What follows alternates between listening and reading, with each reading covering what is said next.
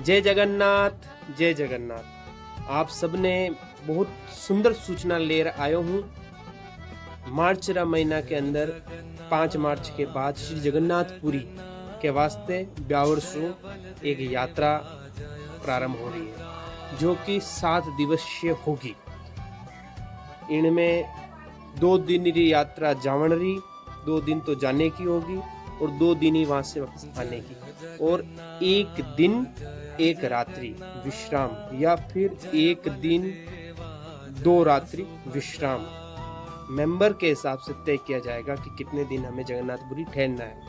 जगन्नाथपुरी में दर्शन के लिए श्री जगन्नाथ महाप्रभु और एक धाम की यात्रा होगी, जगन्नाथपुरी की यात्रा। श्री जगन्नाथ महाप्रभु की यात्रा के बारे में आप YouTube पर, गूगल पर सर्च करोगे श्री जगन्नाथपुरी धाम और वहाँ के रहस्य, तो आपको तुरंत प्रभाव से उस यात्रा की पूरी जानकारी मिल जाएगी। जगन्नाथपुरी, श्री जगन्नाथपुरी भगवान श्री जगन्नाथ जी और सभी धामों में से प्रमुख धाम है श्री जगन्नाथपुरी धाम। जगन्नाथ जी वहाँ पर काष्ठनी लकड़ी के स्वरूप में विराजमान है, जहाँ पर हर 12 वर्ष में श्री जगन्नाथ महाप्रभु का नव कलेवर होता है।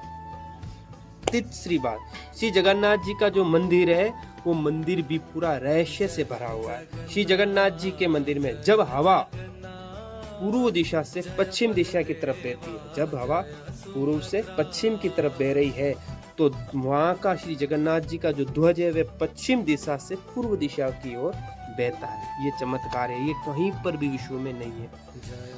दूसरी बात, श्री जगन्नाथ महाप्रभु की जो मंदिर की गुम्बद है, मतलब जो मंदिर का ऊपर के जो गुम्बद है, उसकी छांव कभी धरती पर नहीं आती।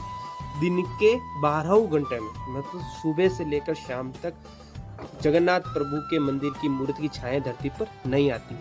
तीसरी, जगन्नाथ प्रभु के मंदिर की एक सीढ़ी है, वहां पर जब आप खड़े होगे तो आपको वहां पर समुद्र की आवाज सुनाई देगी, अन्यथा कहीं पर भी आप खड़े रहोगे तो आपको समुद्र की आवाज सुनाई नहीं देगी। श्री जगन्नाथपुरी में दक्षिण द्वार पर स्वर्ण शिला, मतलब आसमानी शिला भी कहते हैं उसे, जिस पर यदि आप कान लगाओगे और उस पर आप टक टक करोगे तो उसके अंदर आपको लोहे की आवाज पत्थर के अंदर सुनाई देगी।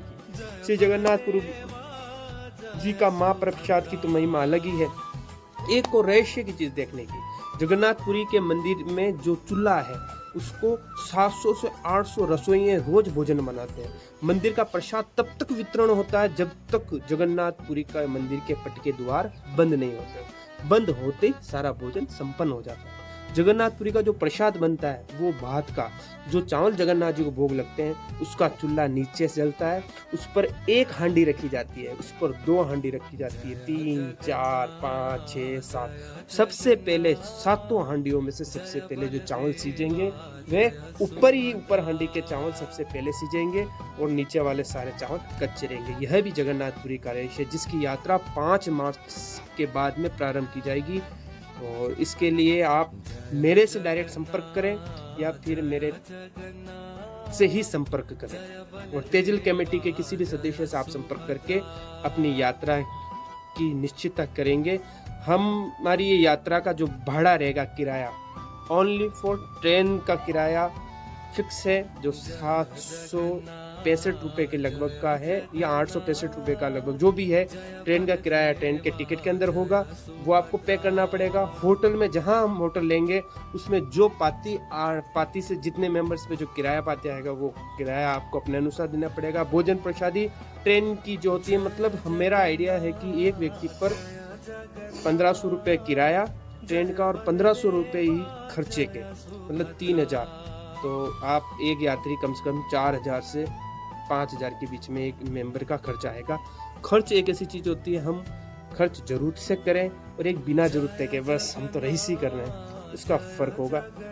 वही व्यक्ति संपर्क करें जिससे हंसना, गाना, मुस्कुराना और कीर्तन, भगवत सेवा, भगवान ठाकुर जी के चरणों में प्रार्थना करना, ठाकुर जी से प्रेम करना, यदि वही लोग संपर्क करें हैं जिनको इनसे प्रेम हो। जो ये चीजें नहीं चाहते हैं वे व्यक्ति संपर्क ना करें, क्योंकि ये यात्रा श्री जगन्नाथ महाप्रभु की है। जगन्नाथ महाप्रभु की यात्रा में हमें केवल सत्संगियों की जरूरत है, तो सत्संगी हो वही जुड़े, क्योंकि हम केवल सत्संगियों के साथ में ही यात्रा करना अच्छा समझते हैं, क्योंकि जो चुप रहता है उनके साथ में यात्रा करने में असहजता आती है, क्योंकि एक व्यक्ति के कारण पूरी यात्रा में चलने वाले सभी यात्रियों का मनोबल टूट जाता है। इसलिए गाने बजाने वाले और नृत्य करने वाले व्यक्तियों को ही इस यात्रा में आनंद के लिए मैं सादर निमंत्रित करता हूँ।